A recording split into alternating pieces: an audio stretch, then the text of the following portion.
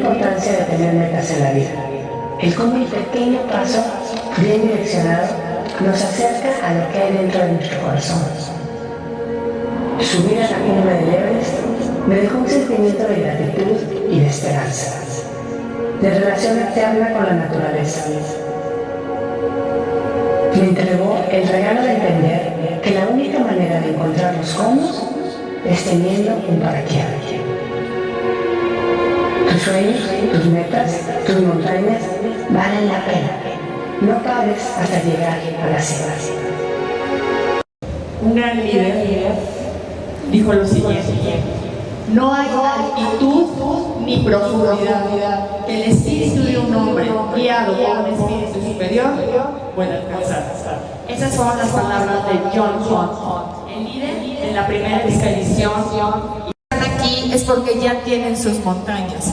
Para mí va a ser mucho más fácil hablar entre montañistas, porque sé que ustedes ya han alcanzado sus cimas.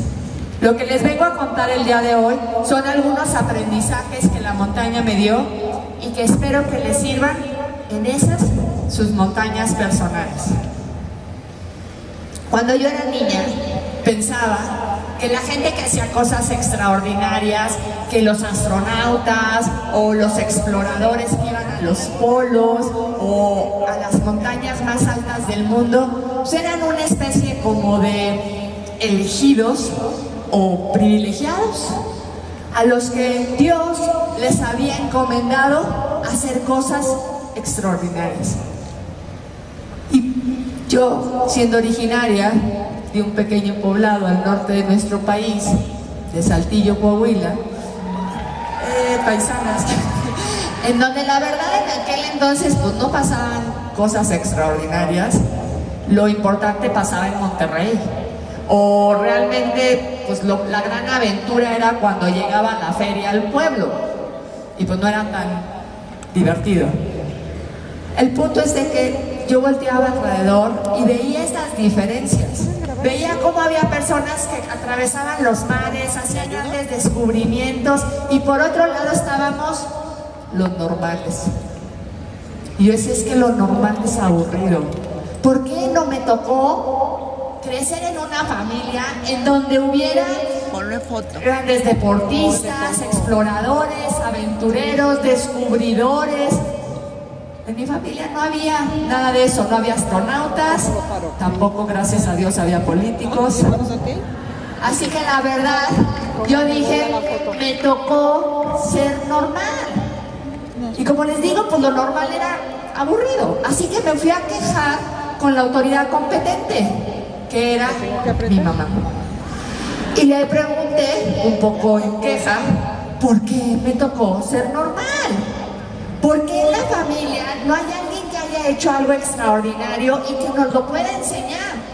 Mi mamá se quedó tranquila y se me queda viendo y me dice, ¿de dónde sacaste esa idea? Y le dije, pues veo cómo hay gente que hace cosas increíbles y nosotros. Y ella me dijo, mire, aquí todos somos normales.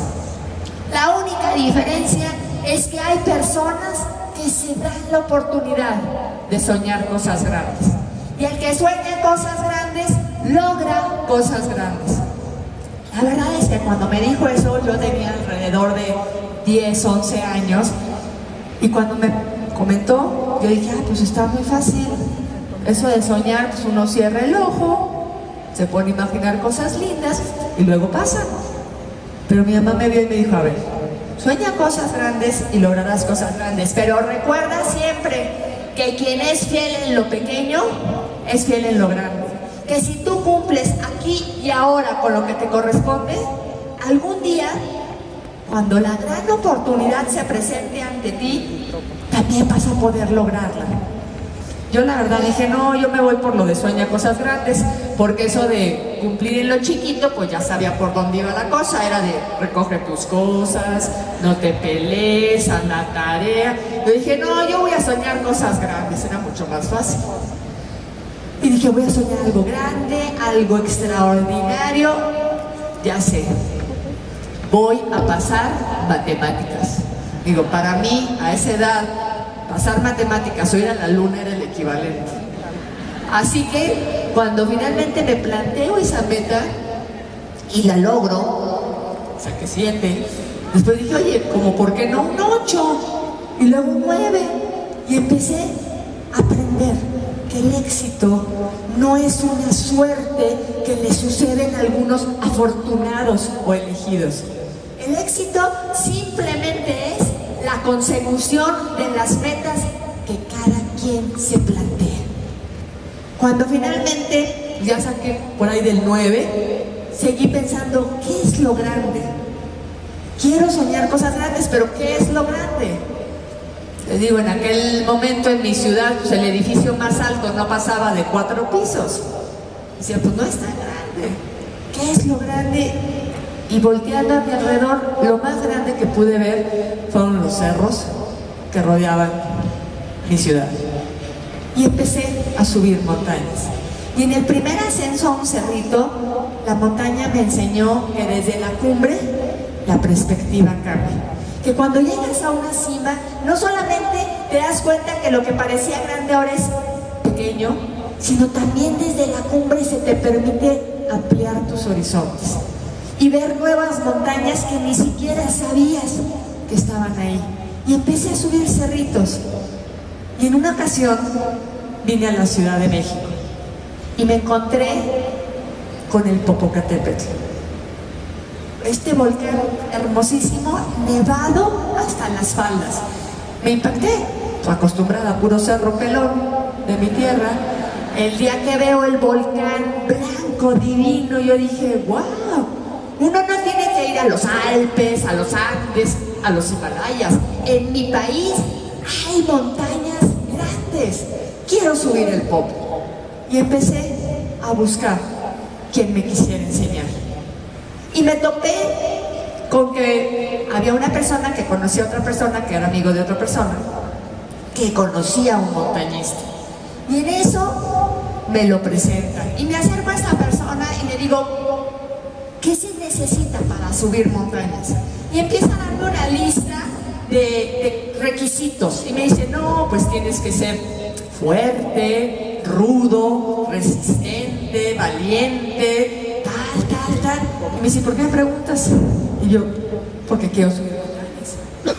Y él me dice, no, eso no es para niñas. ¿Por qué no aprendes a hacer cosas que te sirvan en la vida? Aprende a tejer, a bordar, algo que sí vayas a usar, y deja eso para los hombres fuertes, valientes, como él. Y no me querían enseñar. Y seguí buscando, y la respuesta era la misma. No, no es para ti, no es para mujeres, no, tú no puedes. Y llegó un momento en que la verdad yo me enojaba mucho. Yo decía, ¿por qué no me quieren enseñar? ¿Qué les cuesta? ¿Por qué no me quieren enseñar? Pero no lo entendí sino hasta muchos años después, cuando escuché esta frase que dice, cuando el alumno está listo, el maestro aparece. Entendí que no era que no me quisieran enseñar, era que yo no estaba lista para aprender. Porque cuando estamos listas, cuando tenemos la mente abierta, el corazón abierto, las oportunidades llegan. Y apareció en ese momento el que se convertiría en mi entrenador. Y me dijo, ¿quieres ir a la montaña? Y yo, por supuesto. Me preguntó, ¿qué experiencia tienes? Yo le comenté, he subido todos los cerros de mi tierra. Afortunadamente, él era chilango, entonces pensó que eran muy altos. Me dijo, puedes venir. Me fui a comprar unas botas de inmediato porque ni botas tenía. Voltear el teléfono, ¿no? Y en eso quedamos de vernos en la madrugada. Ya voy feliz porque había llegado el momento. Podía subir esa montaña que durante años había querido subir. Llegamos en la madrugada, todavía estaba oscuro. ¿Y qué empieza a amanecer? Y que empiezo a ver aquel montañón enfrente, bien distinto que como yo lo había visto desde el periférico. Cuando lo vi enfrente dije, ¿qué momento? Yo dije que iba a subir todo eso. Y recordé lo que me dijeron de niña, tiene lo poco, un paso. Oye, sí, pero ¿y si el frío? Un paso. Y si me dan náuseas porque dicen que la falta de oxígeno te nubla la mirada o te mareas o te da náuseas, un paso. Y si el frío, un paso. Y si, un paso. Y me empecé a concentrar en cada paso. Y de pronto, las nubes se quedaron abajo. Y en la cima del Popo, para mí fue amor a primera vista. Me encantó la sensación de estar en la cima. No solamente por haber llegado, sino porque en ese momento me di cuenta que la naturaleza poco importa si eres alto, bajito, gordo, flaco, rubio, moreno, pelirrojo, no importa. Lo único que importa es tu capacidad de dar un paso más. Quien quiera llegar muy alto tendrá que hacerlo por su propio pie. En la montaña, por más de que quieras ayudar a otro, depende de ti. Y la verdad es que esa sensación me encantó. Me encantó y dije, quiero hacer esto todos los días. Sin embargo, pues a mí me habían enseñado desde niña que para ser alguien en la vida, pues tenías que tener una carrera, te tenía que ir bien en el trabajo, después tenías que ganar buen dinero, porque pues, si no, no eras nadie. Entonces pues tuve que trabajar, después estudié, luego trabajé, porque eso es lo que te hace feliz. Me decían, es que cuando tú tengas esto vas a ser feliz. ¿Ok? Y pues terminé mi carrera, me puse a trabajar, tenía un buen puesto, y yo decía, pero entonces, ¿por qué si esto es lo que me hace feliz? Cuando sonrío, es cuando estoy en la montaña. Yo quiero ser feliz como estoy en la montaña, no el sábado y el domingo. Quiero ser feliz todos los días de la semana. Y obviamente pues tenía que comer, así que seguí trabajando un tiempo. Pero llegó un momento en el que dije, quiero hacer lo que amo, no lo que tengo que hacer o lo que me dijeron que me haría feliz. Todos y cada uno de nosotros tenemos dentro de nosotros esa brújula que nos indica nuestro norte. Y nuestro norte, ustedes saben cómo funciona una brújula.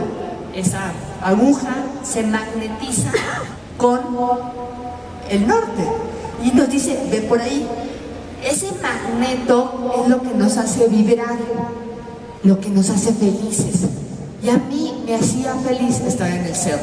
Así que empecé a trabajar y a subir montañas a la vez. El Popo, el Iztaccíhuatl, el Nevado, la Malinche, se arma un equipo, 5 compañeros, varones, mi persona como única mujer, y en eso me comentan mis compañeros que el Pico de Orizaba es la cima más alta de nuestro país, es el techo de México, la 4ª montaña más alta en Norteamérica, que había que subirla, y yo feliz. Y allá voy al Pico de Orizaba y empezamos a subir. Y en la montaña, en una montaña como el Pico, existen lo que se conocen como las cimas falsas. Y las cimas falsas es que tú dices, ya es ahí, y caminas y cuando llegas ahí, ves otra cima. Y cuando llegas ahí, ves otra cima. Dices, no, bueno, por ahora sí estoy cerca. Y vuelves a llegar y hay como 6 o 7 cimas falsas. Hay quienes se rompen al ver que ya hicieron un esfuerzo y que viene otra cima. Y hay quienes toman nuevas fuerzas y siguen avanzando. Mis compañeros avanzaron, llegaron a la cumbre, yo me retrasé.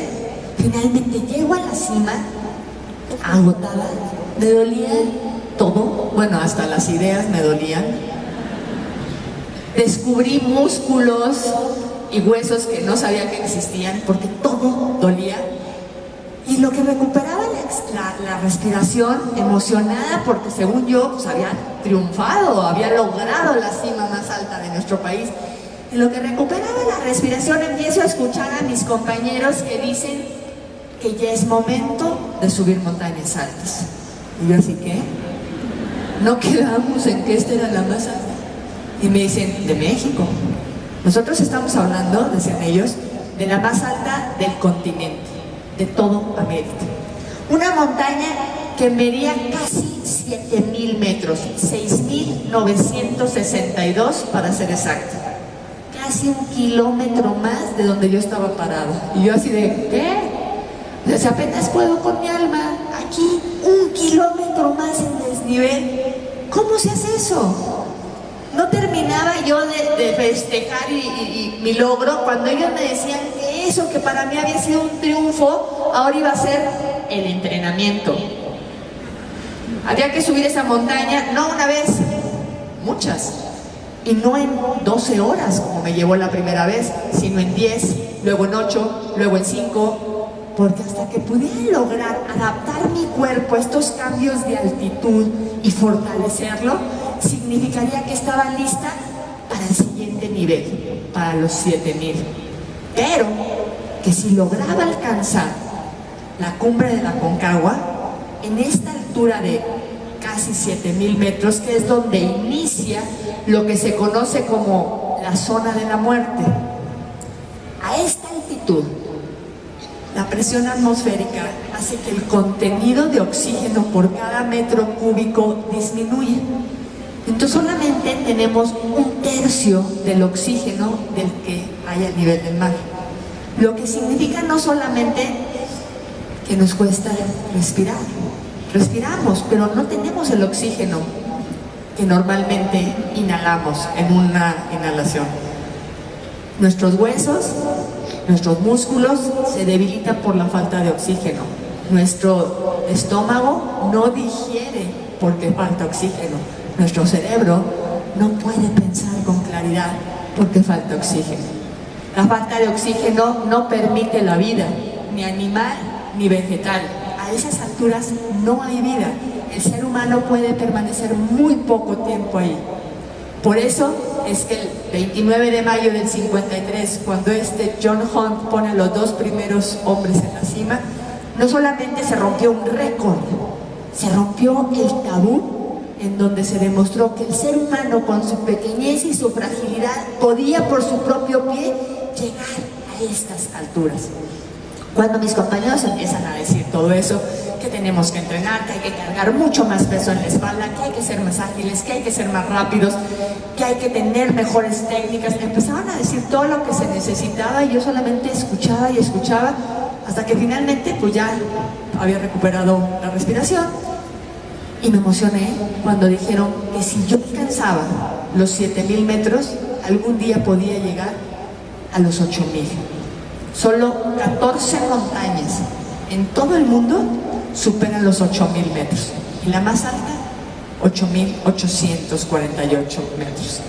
Pero me daba la oportunidad de pensar en las grandes montañas. Cuando les dije, sí voy, me animé, sí voy con ustedes, se me quedan viendo todos y me dicen, no te estamos invitando.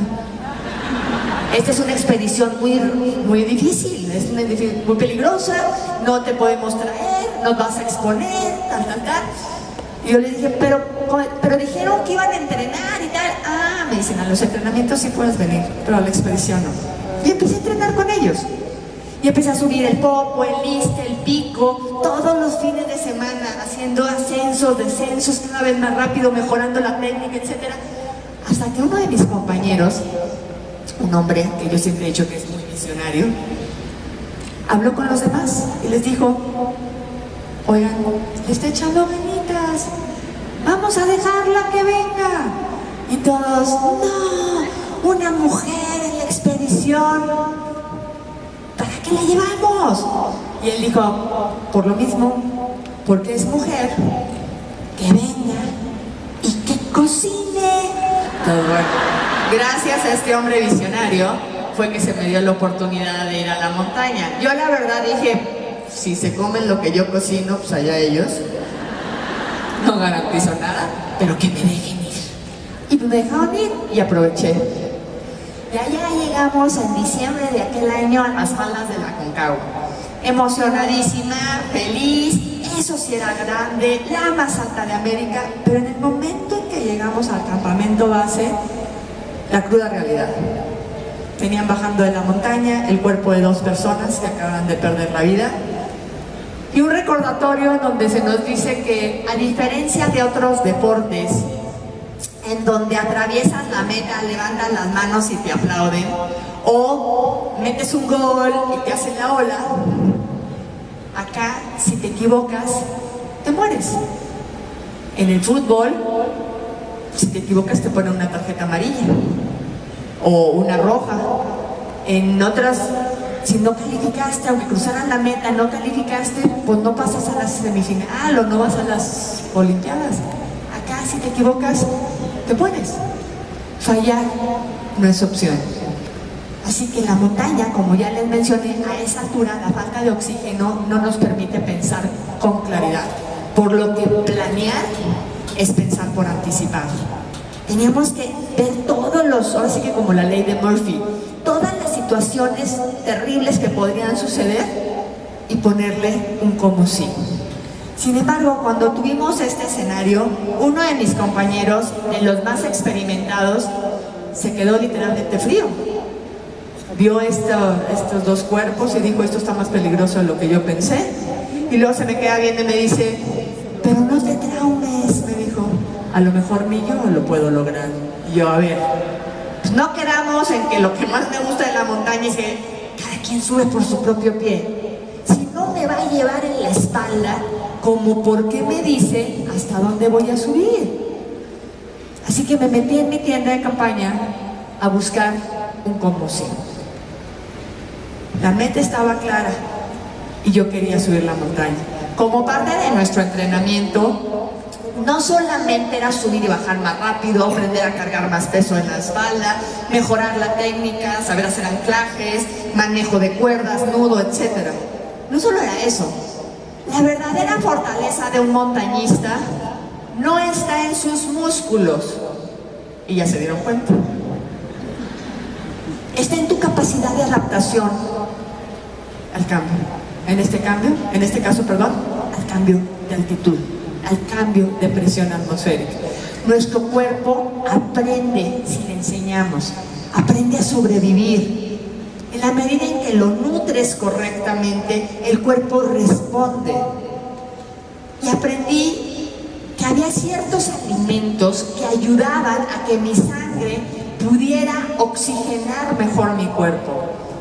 En la manera en la que yo pudiera sobreproducir glóbulos rojos, que son los que me oxigenan, la falta de oxígeno en el medio ambiente sería compensada por lo que yo tomaba, mucha agua, acuérdense que el agua tiene oxígeno, lo que yo consumía y mi sangre me ayudaría.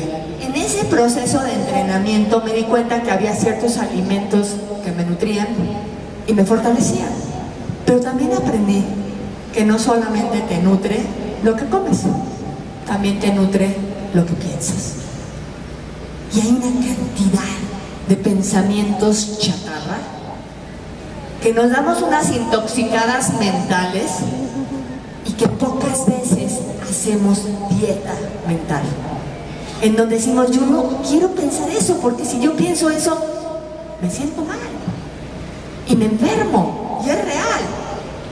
Así que empecé a elegir no solo lo que comía, sino también lo que pensaba. Cuando mi compañero dijo eso de no te traumes, yo dije, a ver, eso es chatarra, eso que se lo coma él, yo no. A mí ese tipo de pensamientos me hacen daño y no me ayudan a lograr el objetivo. A mí dime cómo sí. Y me metí en mi tienda de campaña y busqué una respuesta, un cómo sí, y me encontré con una anécdota que hablaba de un monje que vivía en un monasterio en las faldas de una montaña en el Himalaya. Y este monje era muy apreciado por su comunidad. Y entre paréntesis, nada más para ubicarnos en altitud, las faldas en el Himalaya es el equivalente al pecho del Iztaccíhuatl aquí. Es decir, allá abajo es aquí arriba.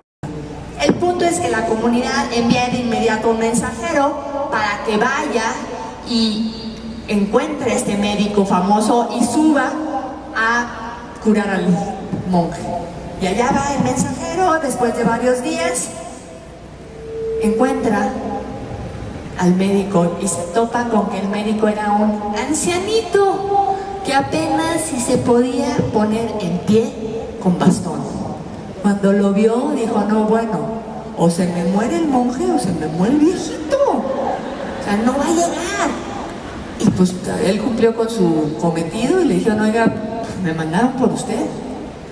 El viejito se quedó tranquilo y le dijo, vamos, empezó a caminar, llegó al monasterio, curó al monje. Y la gente de la comunidad le decía, ¿cómo le hiciste? No cómo lo curaste. ¿cómo llegaste? ¿Cómo es posible que a tu edad hayas llegado a donde muchos jóvenes no llegan? Y el médico le dijo, la vida me ha enseñado que no basta con tener claro lo que quieres aquí. Una vez que lo tienes claro, hay que bajarlo al corazón. Y dijo él, cuando yo lo anhelo con todas mis fuerzas, resulta que mis pies simplemente siguen a mi mente y a mi corazón. Cuando yo leí eso, dije, esto sí me nutre, esto sí me sirve. Ponerlo en la mente no solamente era visualizar mi objetivo, tener una planeación, un itinerario, estrategia, todo eso sirve. Pero para mí ponerlo en la mente es tomar conciencia del tipo de pensamientos que te permites. ¿Cuántas veces te autosaboteas y cuántas veces buscas un como si? Que no se puede hoy. Perfecto, ¿cuándo sí se puede? Que por aquí no. ¿Por dónde sí? Que no sabes nada de meteorología, me decían. Yo soy abogada. Yo no sé nada, ¿dónde aprendo? Es que vienes del desierto, ¿qué vas a saber de avalanchas, de nieve, de grietas? ¿Dónde el estudio?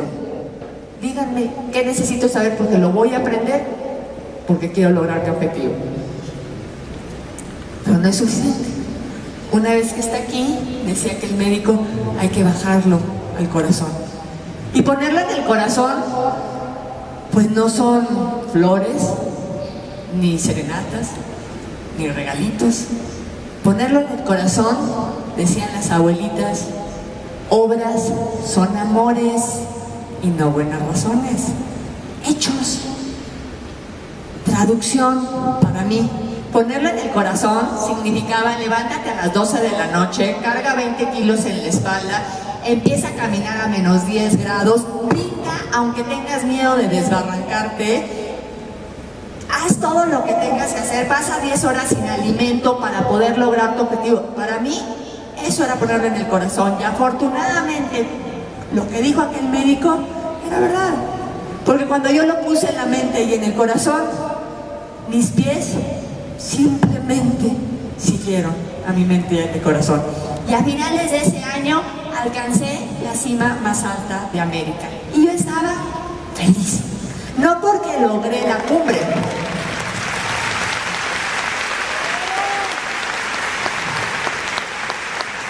No solamente porque subí a la cima. Estaba feliz porque para mí ese día comprobé que era verdad lo que me dijeron de niña. Que no existe gente ni privilegiada, ni extraordinaria, ni con superpoderes. Que aquí todos somos normales y que la gente normal podía hacer cosas grandes. Estaba tan contenta que hay una frase que me gusta mucho y que siempre he sentido que resume el sentimiento de aquel momento.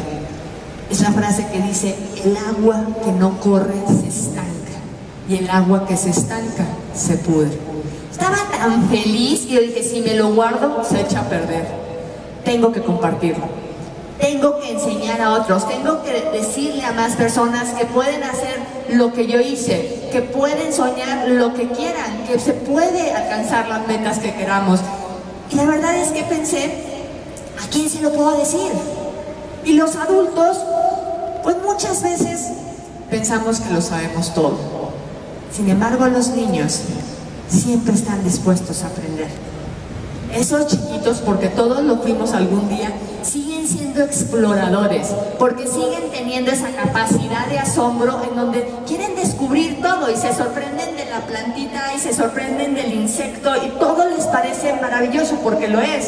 Y nosotros ya lo damos por hecho. Ah, no, sí, así es. Y hay basura, sí, que bueno.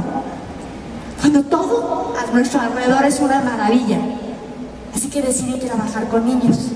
Y me fui a un campamento de verano con 140 niñas de entre 7 y 14 años, convencida en que les iba a enseñar a estas chiquitas a soñar cosas grandes. Y vino la gran lección. Aprendiendo algunas actividades que les puse a las chiquitas, había un ascenso a un cerrito, las niñas empezaron a caminar, las grandes llegaron rápidamente porque no era tan alto el cerrito, las chiquitas empezaron a rezagar Yo me fui de retaguardia, empecé a compactar al grupo y finalmente una de las más pequeñas me empieza a preguntar y a jalar. ¿Ya llegamos? Y yo, no, todavía no. Y otra vez, ¿ya llegamos? No. Y otra vez, y ya llegamos, hasta que ya la traía colgada de, ¿ya llegamos? ¿Cuánto falta? Y yo me empecé a desesperar y decía, ya no me estés preguntando. Y seguía hasta que ya me le quedé viendo con cara de ojos de pistolita, así de, no me vuelvas a preguntar. Y ya la chiquita se quedó así de, ok. Y de repente pasan unos minutos y me dice, una pregunta, y yo, no hemos llegado. Me dice, otra. Y yo, ok, dime. Bien inteligente, me quería cambiar el tema. Me dice, nada más quiero saber, ¿cómo se llama la montaña más alta de todo el mundo? Y yo, Everest. Ya no me preguntes nada, y siguen caminando. La cosa es que caminamos, llegamos a la cima, que era un pequeño cerrito, se subió a unas piedritas y empezó a voltear. Y se emocionó. Con sus 7 añitos, levantó las manos y gritando me dijo, esto es como el Everest. Y yo dije, no, pues sí venía bien cansada, pobrecita. Yo, pues ¿cómo le digo que nada que ver? Este es un cerro insignificante que, bueno, ni en el mapa aparecería. Si para ella sí fue un Everest, ¿cómo le digo? ¿Qué le digo? Le voy a decir la verdad. Y la verdad es, no sé.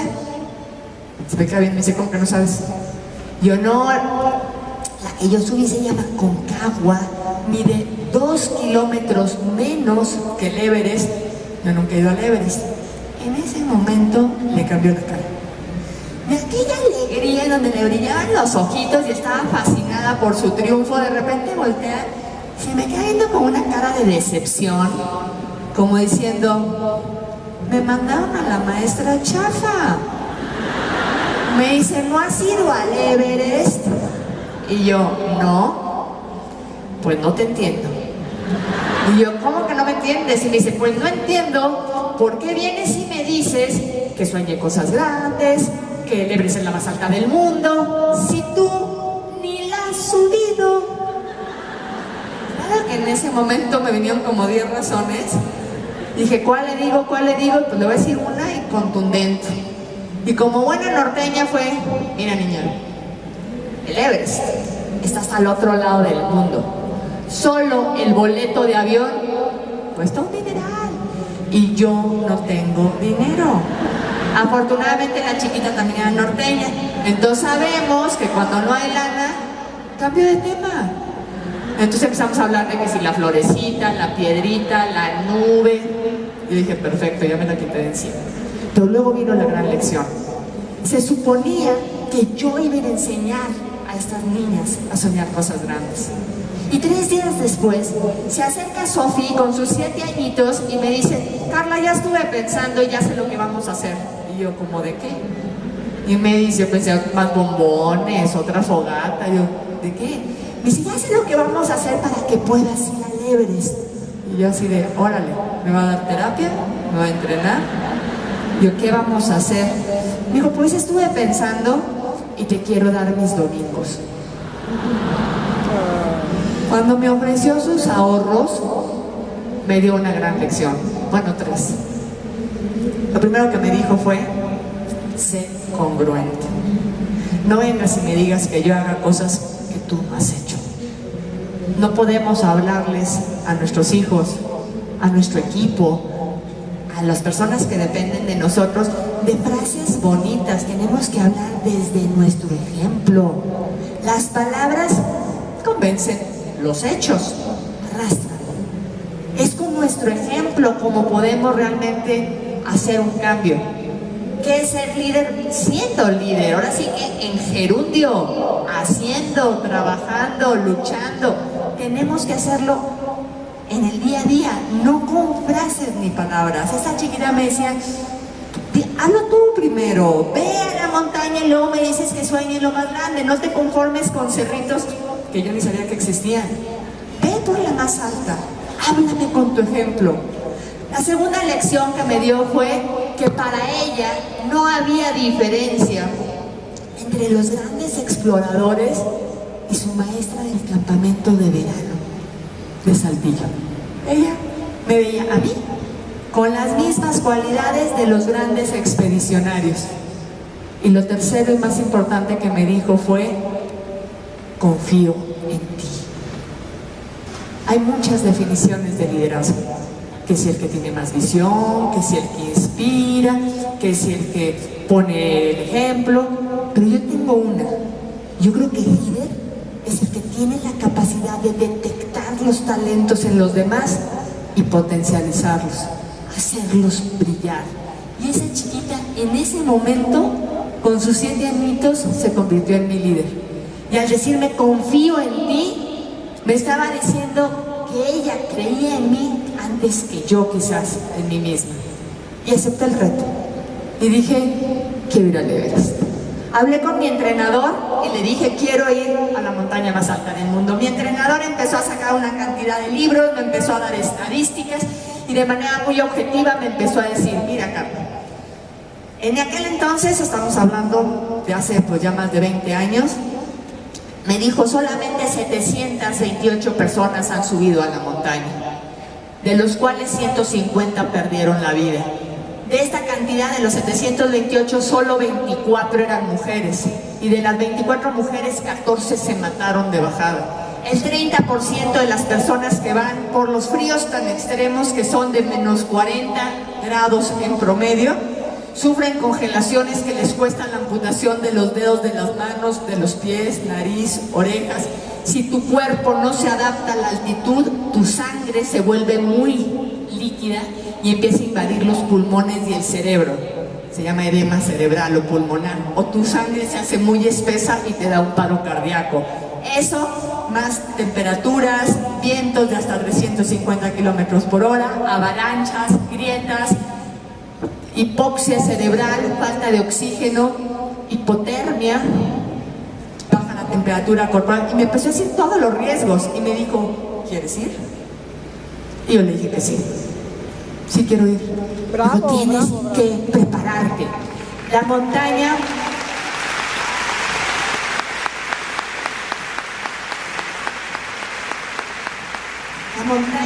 nos exige que nos preparemos.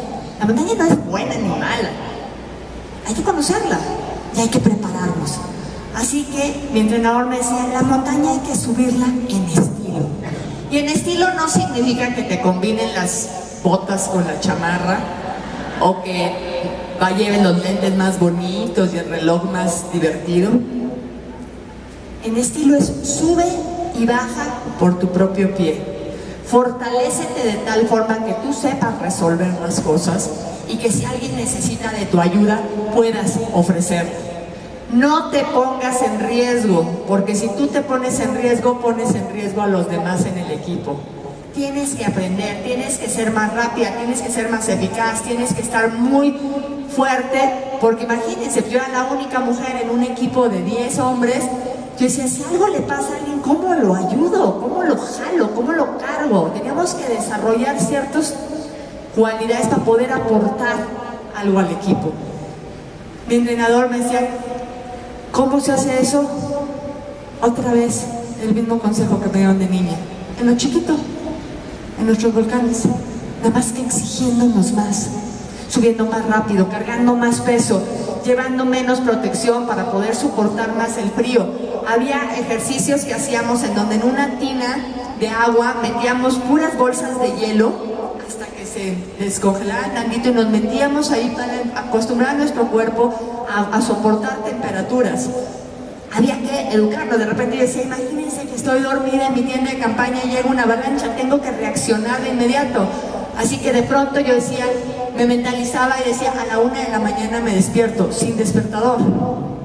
Y a la 1 de la mañana se me abrían los ojos y decía, brinca ya 10 lagartijas o 20 sentadillas. Nada más para saber que estaba alerta. Empezamos a entrenarnos de muchas formas, pero lo que le dije a esta chiquita era verdad. Yo no tenía dinero. Trabajaba en gobierno, imagínense, pues ni cómo ayudarme. Ni juntando lo del sexenio me hubiera alcanzado para un viajecito de estos. Así que, pues, a tocar puertas y empezar a mover las montañas de México, las que están aquí, enfrente de muchas personas. que cuando yo llegaba y les decía es que necesito patrocinios, me decían, pero eso no es deporte, deporte el fútbol, ellos sí dan la vida en el Azteca. Y yo les decía, es que me voy a poner el logotipo, y me decían, nadie te lo va a ver, eso ni sale en el periódico. Me decía, ¿cómo le hago? ¿Cómo le hago para vender un producto que a nadie le interesa? ¿Cómo pueden ellos querer patrocinarme?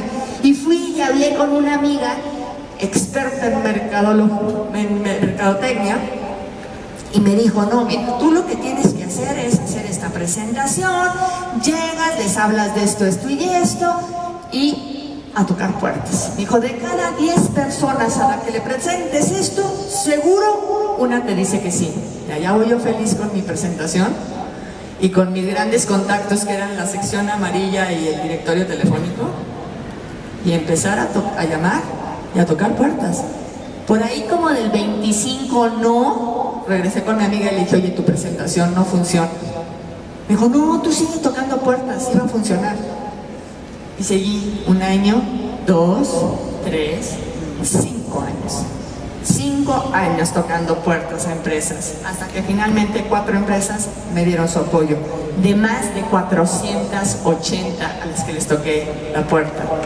La relación era de cada 100 no había un sí. Y la verdad es que a mí el no es chatarra y no me sirve. A mí lo que me nutren son los sí. Y eso es lo que me permitía seguir tocando más puertas. Así que con el dinero en la mano, después de todos estos años, seguimos entrenando, subiendo y bajando montañas, pero ya con el dinero en la mano sucede que me quedo sin equipo. Porque mis compañeros, aquellos hombres fuertísimos, mucho mejores que yo, con más conocimientos, con más entrenamiento, con más técnica, con más experiencia, se rindieron en el camino, porque ellos me decían que a ellos no les gustaba que les dijeran que no cuando pedían apoyo. Yo les decía, pues, ¿qué crees? Que a mí me encanta que me digan que no. Pues a todos, a nadie nos gusta que nos digan que no. Me decía uno, es que me cerraron las puertas, y yo, métete por las ventanas. O sea, busca el sí. Con más talento se quedaron. Y con el dinero en la mano yo me quedé sola. Y mi única oportunidad fue comprar mi participación en una expedición militar inglesa. Me voy al Everest en 1998 con este equipo inglés. Yo, obviamente, como única mujer, entro en el equipo, empezamos a hacer todo el proceso de adaptación, de establecimiento de campamentos. Para subir una montaña como el Everest se necesitan 2 meses de estancia en la montaña, en donde no subes, subes, bajas, subes un poco más, vuelves a bajar y vas subiendo y bajando hasta que tu cuerpo empieza a crear memoria, a sobreproducir glóbulos rojos, a fortalecerte, etc. Subes, bajas, estableces campamentos hasta que tienes que esperar lo que se conoce como la ventana de buen tiempo, que es un periodo entre 5 y 7 días de los vientos bajan, y eso te permite subir y bajar en estilo, en una sola pieza. Como les mencionaba antes, a diferencia de otros deportes en donde atraviesas la meta y levantas las manos y te aplauden o metes un gol y te hacen la ola, acá en la montaña pues nadie te hace la ola y tampoco nadie te aplaude. Y la gran diferencia es que la cumbre no es la meta. La cumbre solo es la mitad del camino. Cuando estás allá arriba, la falta de oxígeno te empieza a autoconsumir. No puedes quedarte en la cima, tienes que bajar. Así que la cima es solo la mitad del camino. Y hay a quienes se les olvida y hacen todo el esfuerzo por llegar, llegan a la cumbre y ya no tienen fuerza para regresar. Y todo lo que subieron hay que bajarlo, o bajan la guardia o están muy cansados, y es entonces cuando suceden los accidentes. La estadística es el 90% de los accidentes son de bajada, porque las personas ya no tienen los recursos para bajar. Y lo mismo nos sucede en la vida. Estamos tan enfocados con llegar a nuestra meta que se nos olvida que hay que bajar. Y bajar no significa retroceder, significa bajar el conocimiento, regresar a las bases, recordar que algún día yo también estuve en el punto más bajo y que decidí subir. Y cuando recordamos eso, podemos ayudar a otros a que sigan subiendo. La naturaleza no funciona en picos, funciona en ciclos. Tú das y tú recibes. Tú das más, tú recibes más. El árbol se nutre de lo que hay en la tierra, crece, da frutos y esos frutos después nutren a la misma tierra y se hacen ciclos, entrando en una espiral virtuosa, en donde entre más das, más recibes. Y en donde más recibes es porque estás dando más. El punto es que, para que no se me olvidara este detalle, mi entrenador me regaló un timbre postal. En el que venía la fotografía de una mujer, la primera mujer Sherpa que había subido el Everest y que se había matado de bajada. En honor a su ascenso y a su muerte, le mandaban a hacer estas estampillas. Mi entrenador me lo regaló y me dijo que nunca te hagan un timbre postal. Subes y bajas, me dijo, que no se te olvide, subes y bajas.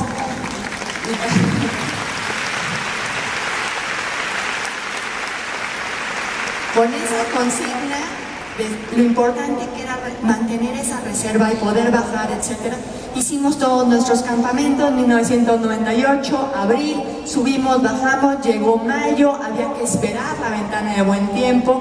Hace un año salió en los cines esta película de Everest, que fue real.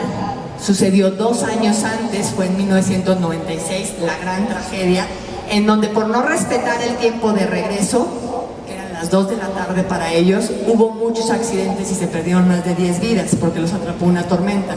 Nosotros, aprendiendo de eso, decidimos que no bajaríamos a las 2 de la tarde, sino a las 12 del día. A las 12 del día. Y de pronto nosotros sabíamos que teníamos hasta el 30 de mayo, nuestro permiso no nos permitía quedarnos más en la montaña. Finalmente llegó el 16 de mayo y empezamos a subir. El 19 de mayo de 1998 estábamos a 7.900 metros, una altitud en donde ya estamos en la zona de la muerte, en un lugar en donde respirar te duele. Estás jalando aire y no te estás oxigenando y haces demasiado esfuerzo y hay quienes se rompen las costillas nada más de estar haciendo ese esfuerzo. Hay quienes ya no pueden hacer ese esfuerzo y simplemente dejan de respirar y entran en lo que se conoce como apnea del sueño, se quedan dormiditos y ya no despiertan. Todo te cuesta, tomar líquido te cuesta, digerir te cuesta, estamos mucho más débiles, pensar te cuesta. Había un compañero ruso, físico, matemático, con doctorado, y le preguntabas 4 más 4 y el cuate ya no te contestaba, decía, ahorita te digo, y yo le decía, denle chance, yo conozco varios que al nivel del mar también sacan la calculadora. Me decían, Carla, ya no piensa ni lo más básico, imagínate tomar la decisión entre la vida y la muerte. Él ya no estaba, su cerebro se había inflamado de tal forma que ya no podía pensar, obviamente lo tuvieron que bajar. Teníamos que estar alerta de que todos nuestros compañeros siguieran respirando, etc. Y en el último campamento no duermes porque puedes no despertar. Te hidratas, descansas, respiras, cuidas que todos estén respirando y a las 12 de la noche empieza la caminata. Porque a las 12 del día, a más tardar, te regresas, estés donde estés. A las 12 de la noche, con nuestras lámparas frontales, bien equipados, empezamos a caminar. 1 hora, 2. Dice Reinhold Messner, uno de los grandes montañistas, él dice que cuando dar un paso se convierta en un verdadero acto de fe, seguramente es porque estás arriba de los 8,000. Te duele dar un paso, te cuesta avanzar.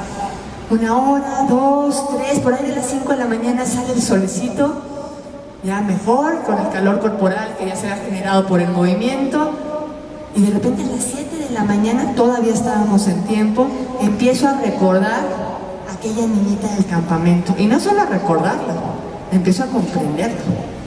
Y yo decía, ¿a quién le pregunto que cuánto falta? O sea, ¿cuánto más?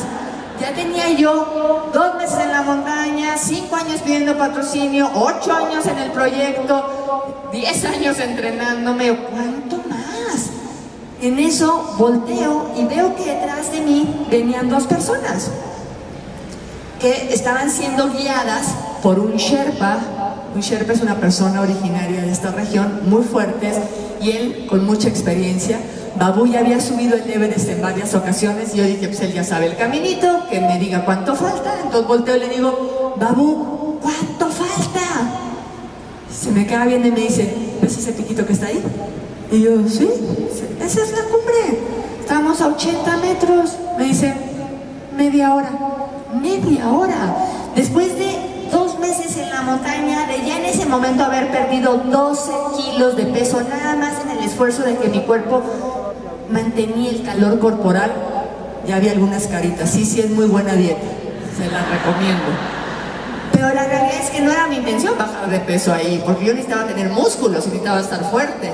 Así que después de 12 kilos, de haber renunciado a mi trabajo, porque obviamente no me dieron permiso para irme de vacaciones 3 meses, de haber vendido el cochecito para completar, de haber pedido tanto, dije, bueno, media hora me volvió el alma al cuerpo y ahora sí que dije, ya me vi, ya llegué a la cima, ya estoy ahí, lo único que tengo que hacer es atravesar el escalón Hillary, que es esta pared de 8 metros de alto, 2,5 metros de ancho, se forma una especie de cuello de botella, que es terreno mixto.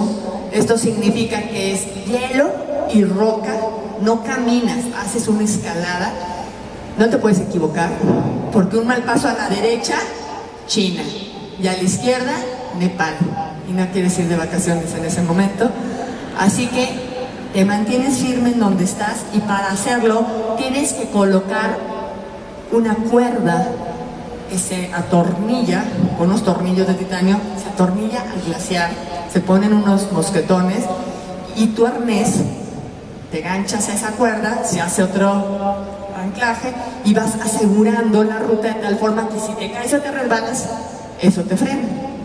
Y no solamente durante el ascenso, principalmente, y recordando la estadística que los accidentes son de bajada, en la bajada.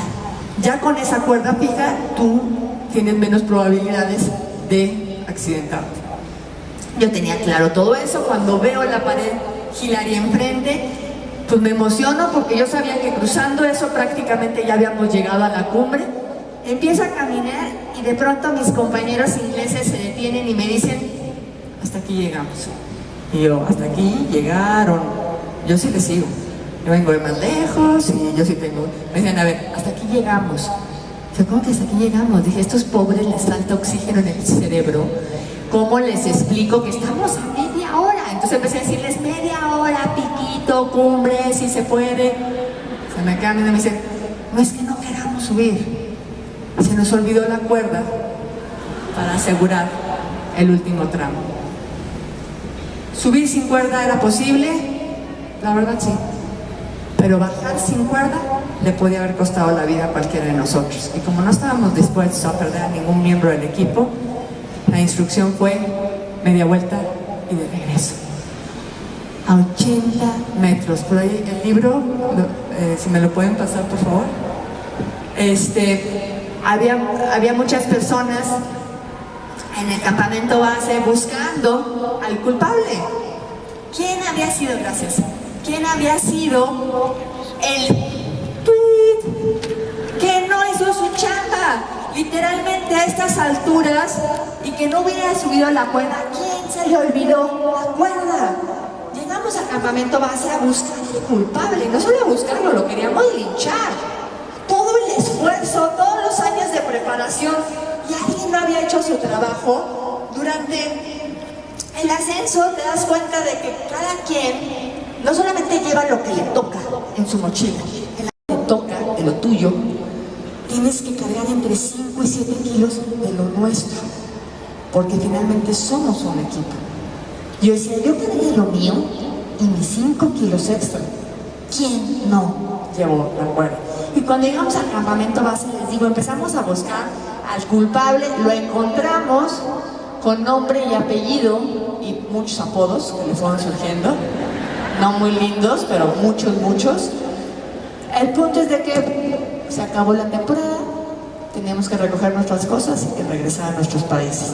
Cuando llego a México, y como si llevaba patrocinadores, tuve que hacer una rueda de prensa. Los medios me decían, ¿y por qué no subiste?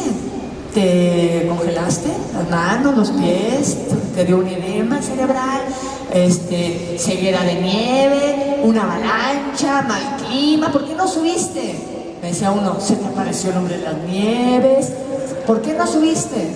Y yo dije con todas sus letras, no subí por culpa de que no hizo su chamba y arruinó mi expedición. Y es entonces cuando me encuentro con esta historia que dice lo siguiente. Es una especie de trabalenguas que cuando yo lo leí me ayudó a transformar el peor fracaso de mi vida en el mejor aprendizaje. En el Oriente dicen que la única forma de transformar el dolor en algo positivo es cuando lo comprendes y cuando entiendes el para qué. Y este cuento trabalenguas a mí me ayudó a transformar ese fracaso tan doloroso en uno de los mejores aprendizajes. Dice lo siguiente, dice, cuenta una historia, el caso de 4 personajes que se llamaban todo el mundo, alguien, cualquiera y nadie. Cierta vez había que hacer una tarea importante. Todo el mundo estaba seguro de que alguien lo haría. Alguien se enfadó porque dijo, pues esto es tarea de todo el mundo, que alguien lo haga. Pero nadie se dio cuenta, pues, de que todo el mundo creyó que alguien lo haría. A fin de cuentas, todo el mundo culpó a alguien, porque nadie hizo lo que cualquiera hubiera podido hacer. Cuando yo leí eso, dije, esta es la historia de mi expedición. Pero es la historia de muchas cosas que queremos hacer y que nos parecen importantes. Todo el mundo quiere hacer algo importante, subir la montaña más alta del planeta. Me preguntaban los medios en la rueda de prensa, ¿y qué tal la comunicación en tu equipo? Y yo, extraordinaria. En mi equipo teníamos radios, teléfonos satelitales, podíamos hacer comunicación a Inglaterra, a Rusia. Mis compañeros hablaban a un canal de televisión en Inglaterra y no hablábamos con el de al lado. Podíamos hablar al otro lado del mundo y no hablábamos con el de al lado.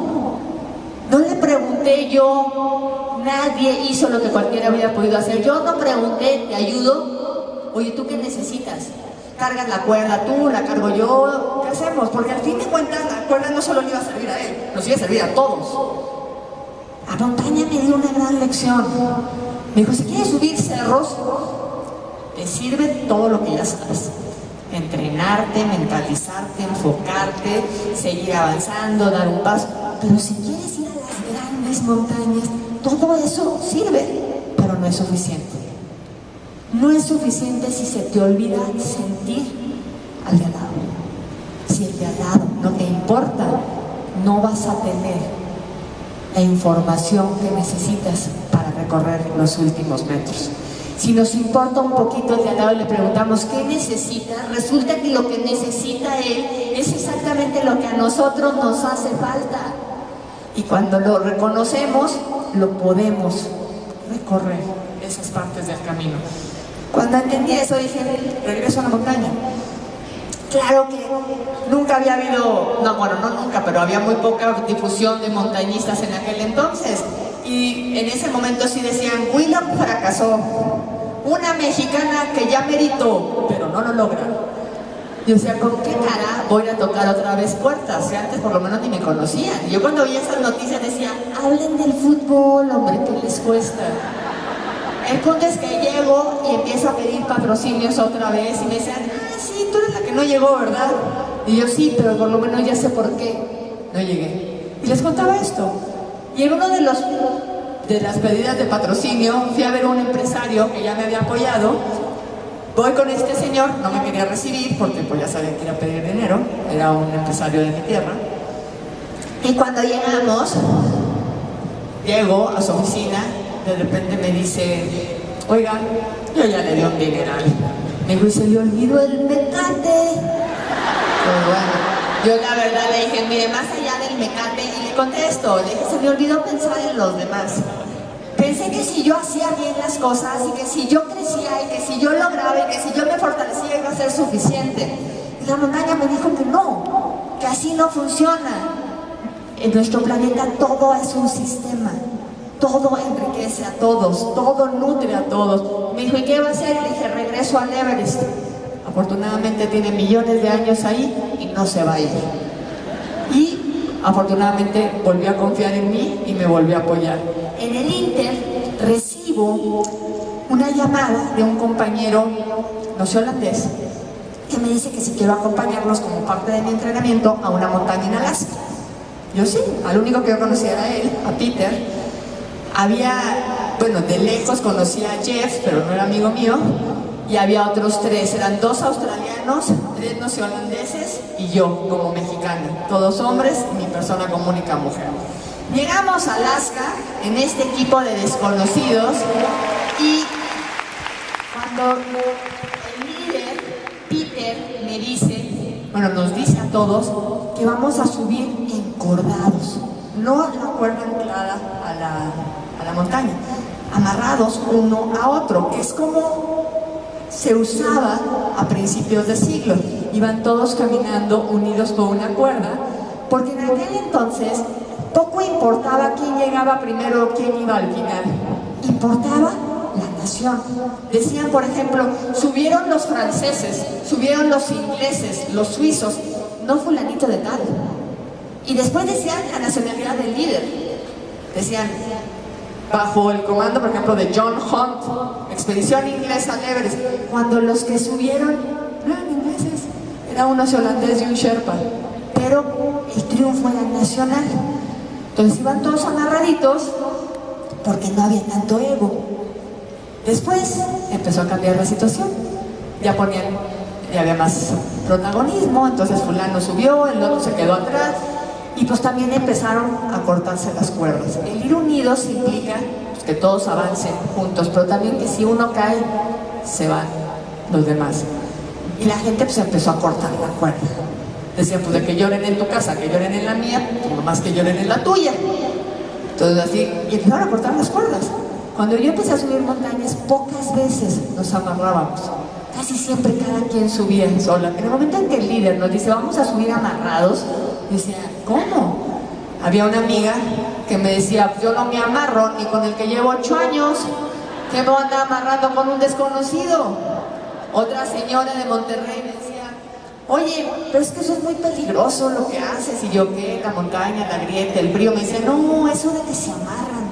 Y yo, ¿por qué? Me decía, mira, por lo menos en el matrimonio es hasta que la muerte nos separe. Me decía, pero ahí, pues si te matas te lo llevas, ¿verdad? O te lleva. Y yo, pues sí, por eso nadie se quiere amarrar. Nadie quiere estar amarrados. Así que, cuando Peter nos dice, vamos a subir encordados, todos dijimos, no. Y él dijo, o subimos amarrados o no subimos. Entonces dijimos que sí. Pero no era porque fuera un capricho de él. Era porque el subir amarrados nos garantiza que el líder va marcando el ritmo. El líder te va diciendo dónde pisar, porque donde él pisa, tú puedes pisar y tienes la certeza de que ahí es seguro. La retaguardia, el que viene hasta atrás, no es el menos importante. De hecho, normalmente el que va hasta atrás es el más fuerte y el más experimentado, que está al pendiente para que cualquier accidente o cualquier situación clava el piolet y se vuelve el ancla o el seguro de vida de todos los demás. Los de medio normalmente son los más débiles, pero también son los que van más protegidos. Y lo único que tienen que hacer es continuar el ritmo. Garantiza un avance en equipo. Así que si subimos, empezamos a subir y bajar todos en equipos, hicieron 2 cordadas de 3 personas cada una. En la primera venía Peter, luego yo, luego Jeff, y en la siguiente Brendan, Woody y Ralph. Y seguimos, subimos, bajamos y llegó el día de cumbre. Ya llegamos a la cima, avanzando, ya habíamos agarrado un ritmo, ya podíamos avanzar muy bien. Se había hecho de aquel grupo de desconocidos un verdadero equipo. Y cuando íbamos hacia la cima, de pronto empezaron las rachas de viento fuertísimas, se levantaba la nieve, polvo, nos golpeaba en la cara, Todos sabemos que factor viento, disminución de temperaturas, congelaciones, amputaciones. Así que cuando el líder nos hizo una seña, media vuelta, pues no te pones a mí no me avisaron. No, es como media vuelta, o ¿por qué no me tomaste en cuenta? Pregúntame. No cuestionas, te das la media vuelta. Entonces resulta que el líder que venía adelante ahora se vuelve el que nos viene cuidando, la retaguardia. Y el que iba hasta atrás se convierte en líder. Y empezamos a bajar. Llegó un momento en que el viento era tan fuerte que nos hacía perder el balance y llegamos a una arista muy expuesta en donde nos golpeaba directamente el viento. Lejos de decirnos el líder, oigan, las condiciones están muy mal, vamos a escondernos aquí a que baje, o que se nivele el dólar, o yo qué sé, o que bajen las circunstancias, lo que nos dijo fue, den pasos firmes y no se detengan, sigan avanzando. Pues cuando dijo eso, yo la verdad lo que pensé fue, voy a clavar los 12 picos de mi crampón, que son los picos que llevamos en las botas, como una extensión de mis dedos. Dije, los voy a clavar. En el momento en que levanto la pierna, siento como me golpea el viento, pierdo el balance y me voy de espaldas. Y empiezo a caer, así como en cámara lenta, y lo primero que pensé fue, ya me maté. Y como no me quiero morir, me volteé de inmediato, hice una autodetención, subí como pude, ahora sí que con uñas y dientes, y corazón a todo lo que daba.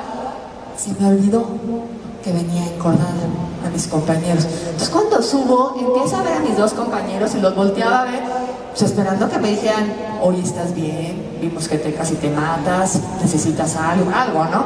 Entonces volteo y uno de ellos me dice, muévete. Y yo, no se dio cuenta. Y yo, es que me caí. Y la verdad la mochila y el viento y yo. Y el otro me decía, te muevas. Y yo, sí se dio cuenta y me vale. Entonces me enojé. Le digo, lo que pasa es que ustedes dos son unos hombres insensibles y se les olvida que solo soy una mujer. Claro que cuando dije eso, el líder agarró la cuerda que nos unía, me la enseñó Peter y me dice, ya lo sé, y sigue caminando. Y yo, ahí voy, ok, está bien. Empieza a caminar y bueno, yo venía indignadísima, yo qué mala onda, qué poco compañeros son, no saben hacer equipo. Yo, Jeff, como quiera ni mi amigo es, pero yo, Peter, todavía me grita horrible y me enseña la cuerda. Yo, la cuerda, venimos amarrados. En la montaña, si tú cometes un error, por pequeño que sea, como quitarte el guante, adiós dedos. Si no te hidrataste lo suficiente, adiós dedos de los pies. Si te levantas los lentes, se te quema la córnea en segundos. No puedes cometer un mínimo error porque la consecuencia es muy grave. Pero si tú cometes el error, la consecuencia es para ti. A diferencia de cuando vas encordado. Si tú cometes un error, lo pagan los demás. Cuando yo me caí, pensé, ya me maté, pero venía encordada. No pensé, ya me lo llevé de encuentro. Cuando Peter me enseña la cuerda, me estaba diciendo, ya sé que eres mujer, ya sé que eres la más frágil, por eso vas en medio y te venimos protegiendo. Deja de estar pensando en ti y piensa que estamos encordados y que lo que tú hagas impacta a los demás. En ese momento caí en la cuenta y yo dije, ya no voy a estar pensando en clavar los 12 picos de mi crampón. Voy a dedicar mis pasos. Y este paso va por mi compañero de adelante, que está haciendo un esfuerzo para que yo sepa dónde pisar. Y este va por el de atrás, que me viene cuidando. Y por Peter y por Jeff. Y empecé a dedicarle los pasos a ellos. Y de pronto me empecé a acordar de cuántas personas, que aunque físicamente no estaban amarradas a mí, cada vez que yo lograba algo, ellas también triunfaban. Cada vez que yo no lograba algo, también a ellas les dolía.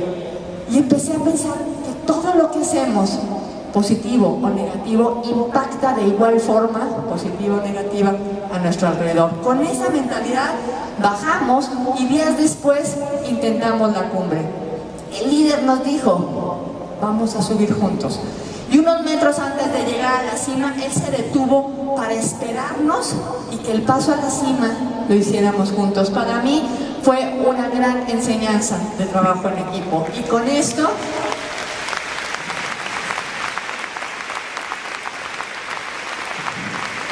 con esto llegó la temporada y regresamos al Everest. ¿Podemos ver las imágenes en video, por favor? Muchas personas me decían, si el año pasado te quedaste a 80 metros, seguro subes. Y yo, si no voy a empezar donde me quedé, es desde abajo otra vez. Además, ni siquiera es por la misma ruta. Voy a ir ahora por la ruta china. 2 finlandeses y 8 rusos. Yo siempre digo que parece chiste, pero les juro que ese era mi equipo. Y la realidad es que nos encontramos en Katmandú, en donde compramos los últimos víveres, y a diferencia del año anterior, en donde contábamos con muchos recursos y teléfonos satelitales y radios de alto alcance y mucha tecnología, acá te contábamos con menos recursos económicos, pero con un valor agregado. Éramos compañeros. Había esa camaradería, había ese sentido de ayuda, ese sentido de apoyo. A todos nos había costado mucho llegar hasta ahí y todos nos estábamos apoyando. Visitando algunos de los templos, cuando llegamos a esta región, se nos acerca un local y nos pregunta que qué estamos haciendo ahí. El que se conquista. Eres tú el que descubre tus habilidades, tus competencias, talentos que no sabías que tenías cuando te dan la oportunidad de retarte. Cumplimos con algunos de los rituales, como esa ceremonia que vieron, que se conoce como puya. Es una ceremonia en la que se le pide permiso a la montaña. Para mí es una ceremonia como de ubícate. Ubícate que aquí no llegas a conquistar nada, aquí llegas humilde y pides permiso. Yo les digo a mis hijas, hasta en la montaña se pide permiso, nada de que te aviso. Vamos pidiendo permiso para reconocer quién es quién.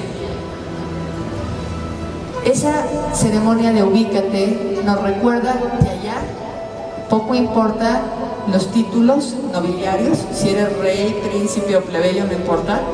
Tampoco importan los títulos de propiedad, si tienes casa, rancho, bicicleta o patineta, no importa. Todos somos iguales.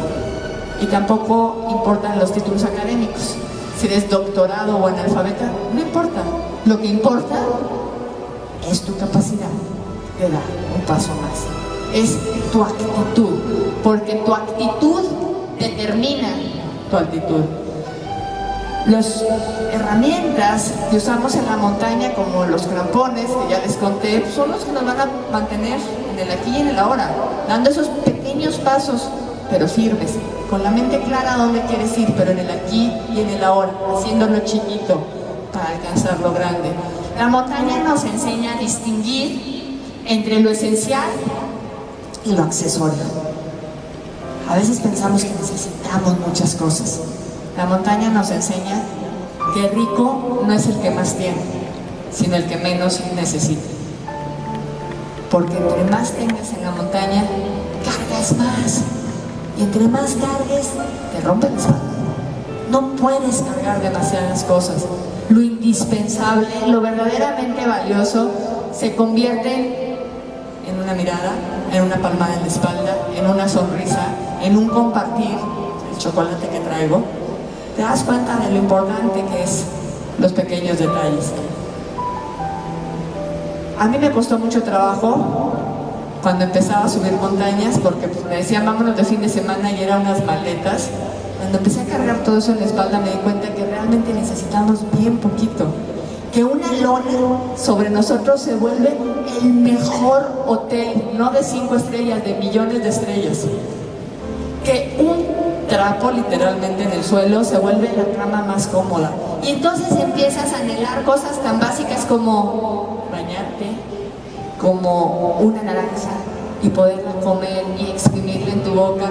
Y sabes lo que te cuesta un vaso de agua, que aquí lo tiramos, allá son 3 horas de tu tiempo para poder derretir un poquito de agua. Y empieza a valorar muchas cosas, pero también valoras lo importante de tus compañeros, la vida y muchas cosas. El ejercicio de seleccionar tus pensamientos arriba de los 7000 metros es imprescindible. Porque allá arriba, si dejas entrar un pensamiento de miedo o de pánico, pues simplemente tu corazón y tus pies lo siguen y la gente se empieza a ir. Recuerdo este compañero ruso, altísimo, fuertísimo, que me lo encuentro llorando, que porque hacía mucho frío. Y yo, a ver, eres ruso, te vas fuera de Acapulco, no sé, de Cuernavaca, pues te la compro. Yo, a ver, ¿cómo que tienes frío? Pero pues él se permitió ese pensamiento tóxico y tuvo que bajar. La realidad es que podía haber sido una excusa, simplemente ya no quería estar ahí. A veces es incómodo, a veces cuesta, pero pues es que nos han enseñado que las cosas son fáciles. En la naturaleza todo es esfuerzo, todo el tiempo está haciendo un esfuerzo por salir la planta, por mantenerse. Por eso es que la naturaleza también nos enseña a conservar nuestras energías. En la montaña te das cuenta inmediatamente quién no se está adaptando, porque es el que está de mal humor. Si andas de mal humor, no te estás adaptando. La alegría, el estar positivo, te indica que te estás adaptando bien. Porque si te enojas, allá pierdes demasiada energía, que la necesitas para avanzar, para caminar. Llegó la ventana de buen tiempo. Bueno, llegó principios de mayo, que esperábamos la ventana de buen tiempo, y un equipo acelerado por alcanzar la cumbre, sabiendo que venía una tormenta, deciden ir a la cima porque así estaba en su calendario, y 3 de los que lo intentaron alcanzaron la cima, pero de regreso perdieron la vida 2 de ellos, y uno más terminó con graves lesiones. Muchas personas al ver estos accidentes empezaron a ir, y uno de mis compañeros me decía, yo ya me voy, mexicano, yo me voy con los suizos. Y yo, pero espérate, me decía, es que yo no me quiero morir. Y yo tampoco. Me decía él, en aquel entonces yo estaba soltera, me decía, es que yo sí tengo una esposa y un hijo que me aman. Y yo, ay, sí, yo que me muera o qué. Me decía, pues sí, a mí también me está esperando mi mamá. Entonces me decía, no, yo me voy. Y entendí que él se permitió 2 pensamientos: subir y matarse, o regresar con su familia. Y él eligió lo mejor, regresó con su familia. Pero cada quien decide lo que piensa. Yo pensé, voy a esperar el momento indicado, y si la montaña me lo permite, lo voy a aprovechar. Y el 27 de mayo llegó el momento indicado y empezamos a subir. Y como les dije, en la medida en la que vas subiendo en la vida y en la montaña, te cuesta más dar un paso. Llegó un momento en que yo empecé a dedicar mis pasos, porque ya no tenía fuerza de hacerlo. Y yo decía, esto no estoy aquí nada más por mí, estoy aquí por toda la gente que ha creído en mí. Y de pronto oigo por radio que uno de mis compañeros logró la cima, lo celebraba, mi compañero argentino, y de repente me vuelven a hablar por radio y me dicen, no baja, y no baja, y no baja, busca entre los cuerpos accidentados a ver si no está ahí. Cuando llego a unos metros de la cima, veo que además de la persona que me está filmando, que es Dorje, está sentado mi compañero argentino. Yo no entendía por qué se había arriesgado tanto, 1 hora y media. Pero cuando llego a la cima y se levanta para darme ese abrazo, entendí perfecto qué es lo que pasaba. Sin darse cuenta, Ever, mi compañero argentino, me enseñó que de nada te sirve llegar muy alto si estás solo. De nada te sirve llegar a la cima solo. Él decidió esperar 1 hora y media porque vio a lo lejos venir a 2 personas, que éramos Dorje y yo. Porque el éxito que se comparte se multiplica. Esperó 1 hora y media para ese abrazo de cumbre. En la cima, yo hice una llamada telefónica y hablé a mi madre. Porque aunque nunca subió un cerro en su vida, para mí es la mejor montañista que conozco. Ella sacó adelante a sus 3 hijos sola y me enseñó que es haciendo lo chiquito como se logra lo grande. Es haciendo lo ordinario como se logra lo extraordinario. Y en la cima mi mamá me felicitaba. Yo le decía, todavía me falta bajar. Todavía me falta bajar. Cuando baje, celebramos. Cuando bajé, muchas personas me decían, ¿y qué sigue? Si ya no hay montañas más altas. Y empecé a subir la montaña más alta de cada continente. Y cada vez que bajaba de una montaña me preguntaban, ¿y ahora qué sigue? Y después seguí compartiendo a través de conferencias, etcétera.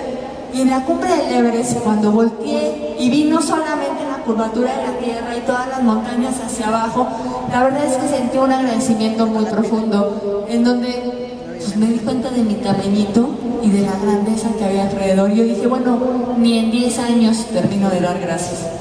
Y cuando pasaba, y prometí regresar 10 años después. Y en el 2009 regresé al Everest para hacer una ceremonia de agradecimiento. Y cuando llegué a esa ceremonia, de pronto empiezo a ver la cima del Everest por un atardecer, dorada completamente, y entendí que cada vez que alguien alcanza su propia montaña, empieza a brillar, porque saca lo mejor de sí mismos. El día de hoy, se los dije, no vengo a reclutar alpinistas, ya son exploradores todos, y por algo están aquí, han alcanzado sus cimas. Lo único que vengo a hacer el día de hoy es a recordarles que en la cima tengan con quien compartirlo.